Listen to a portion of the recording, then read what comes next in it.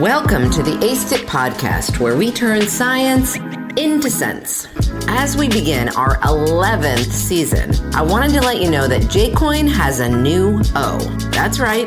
The formerly Justice Community Opioid Innovation Network is now the Justice Community Overdose Innovation Network. Same wonderful network, same awesome podcast, but with a broader emphasis. So I am so excited that you're with us. I'm Danielle Rudes, your host, and this is Aced It. Welcome to episode 7 of season 11 of the Aced It podcast. On today's episode of our season on substance use disorder, overdose, and loved ones, we're talking all about involving loved ones in drug addiction and overdose treatment. This is an especially important topic to talk about, given research that finds that involving loved ones in addiction and overdose treatment improves outcomes. First, we'll talk about the research on people's perceptions of including loved ones in addiction and overdose treatment. That is, we'll discuss how loved ones actively contribute to the recovery process and how people receiving treatment feel about involving loved ones in their treatment. Then we'll talk about some of the barriers that prevent people from engaging in their loved ones' addiction and overdose treatment, as well as different ways that practitioners and researchers propose overcoming these barriers. Finally, we'll talk about some of the potential pitfalls, including loved ones in addiction and overdose treatment, including its impacts on relationships, and, as one scholar puts it, the deputizing of loved ones. Today, let's dive into all of that research. First, let's talk about the research on people's perceptions of including loved ones in addiction and overdose treatment. In semi-structured interviews with 25 young adults in treatment for opioid use disorder, Porter and colleagues, 2024, found that support from loved ones motivated people's treatment engagement and participation. For instance, people felt motivated to attend treatment in order to make their loved ones proud and feel supported when they received words of encouragement and praise, and practical assistance such as childcare and financial support. This brings up another important point: how people support their loved ones undergoing addiction treatment.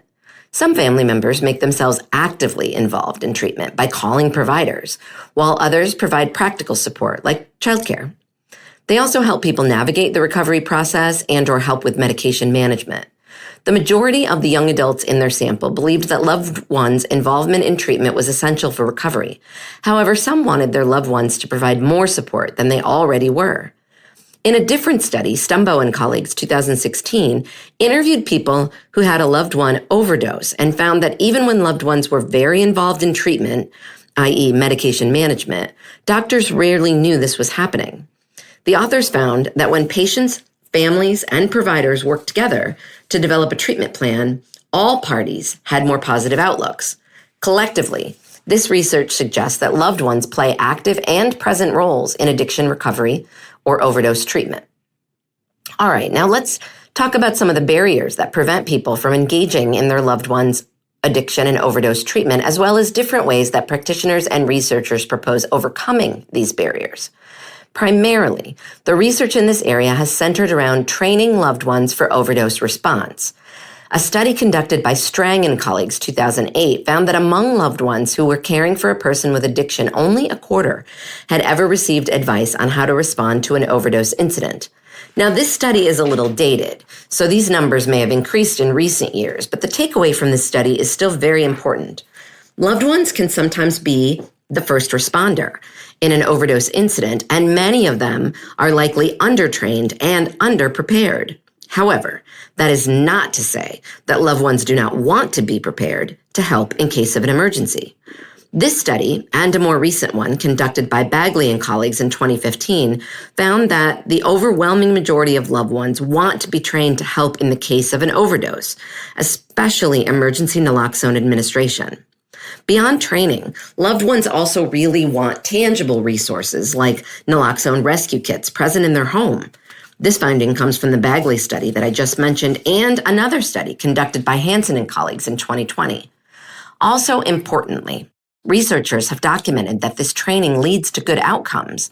Loved ones with more training have greater overdose-related knowledge and attitudes and higher confidence in their ability to provide aid, and these training effects are long-lasting. This all comes from research conducted by Hansen and colleagues 2020, Williams and colleagues 2014, and Resco and colleagues 2024. Collectively, this research suggests that training is a fruitful path forward to overdose prevention. Okay, finally, let's talk about some of the potential pitfalls of including loved ones in addiction and overdose treatment, including its impact on relationships and, as one scholar puts it, the deputizing of loved ones. The research on this topic is a bit more limited than the others, but there's still some interesting and useful information to unpack. The scholarship here mainly focuses on the impact of treatment involvement on relationships.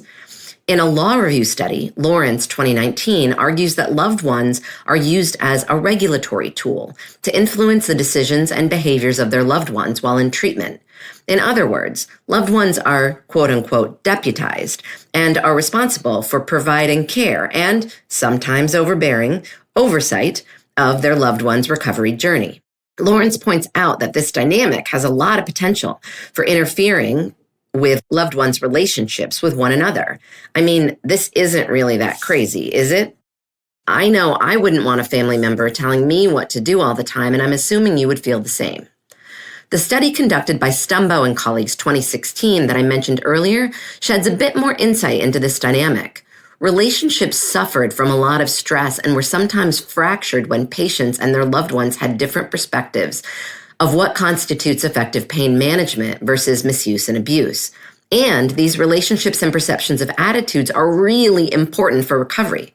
For instance, a study conducted by Earnshaw and colleagues 2024 found that when people in opioid use disorder treatment faced stigma from their families, they were more likely to misuse drugs versus when they faced stigma from other sources.